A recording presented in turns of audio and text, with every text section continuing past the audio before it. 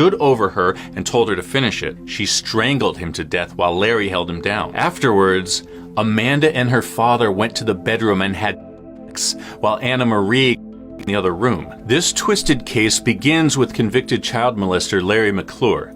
In September 2019, he told the West Virginia State Patrol a truly depraved story of murder, torture, and incest. Here it is. After spending almost 18 years behind bars, Larry had reconnected with his two adult daughters, Amanda McClure and Anna Marie Chaudhry.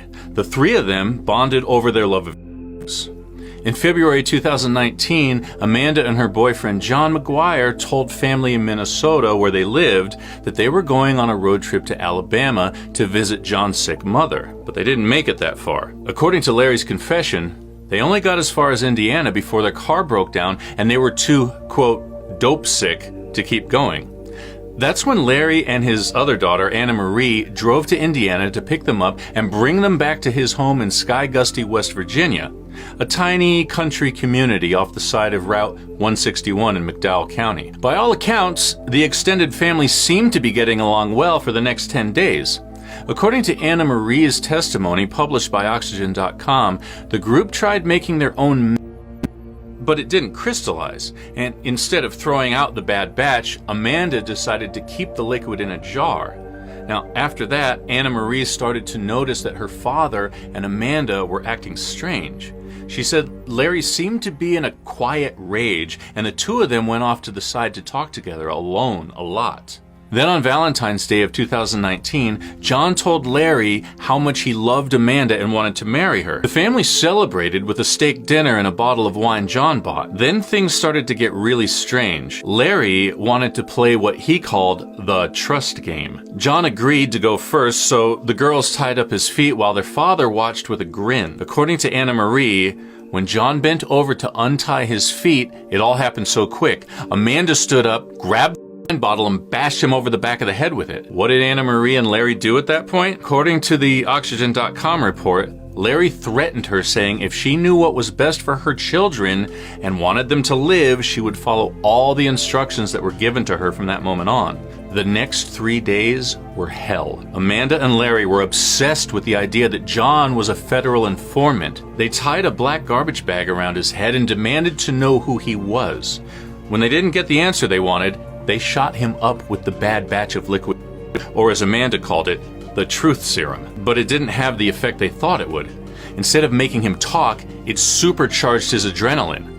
That's when Anna Marie says her father and sister stood over her and told her to finish it. She strangled him to death while Larry held him down. Then they burned his things and buried him in a shallow grave behind the house. Afterwards, Amanda and her father went to the bedroom and had sex, while Anna Marie in the other room. And it gets worse. 6 days went by, and Amanda was getting paranoid again. She insisted that John was still alive, so they dug him up to prove that he was dead.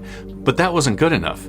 According to Anna Marie, the three of them drove bed rails through his body before dismembering it and reburying him in 2 different places in the side yard. Meanwhile, John's family was frantically searching for him.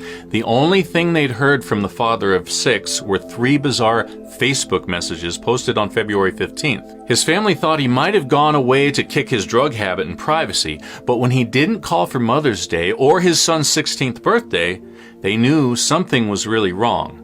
He was declared missing in June 2019, but before that, this story takes yet another dark turn. In March of 2019, Amanda, Larry, and Anna Marie drove across the state line to Virginia so Amanda and Larry could get married at the United Methodist Church. On the marriage certificate, she gave a fake name in place of her father's name. Anna Marie was ordered to serve as the, quote, happy witness. After that, she said she was able to escape the couple and move to North Carolina. John's body might have never been discovered if Larry hadn't been arrested for violating parole in September 2019. It's not clear what made him admit to the murder, but in his handwritten confession, he blamed Amanda as the ringleader for the whole thing. Why would she want her boyfriend dead? Well, if you asked Larry, he'd say he didn't know exactly what her motive was, but he did say she was cashing John's Social Security checks after he was gone. And if you asked Amanda, she'd tell you the murder was really her father's idea because he was jealous of her relationship with John. In her words, my dad didn't want anyone else near me.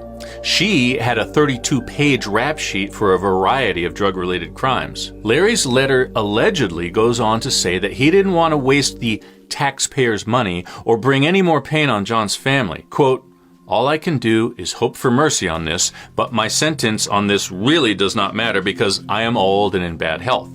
I will never live to see the parole board in 15 years anyway, and that is okay. On the last page of the letter published by the Daily Telegraph, he writes the words, guilty/no contest in all caps.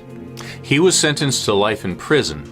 Amanda and Anna Marie each got 40 years for their part in this sick crime.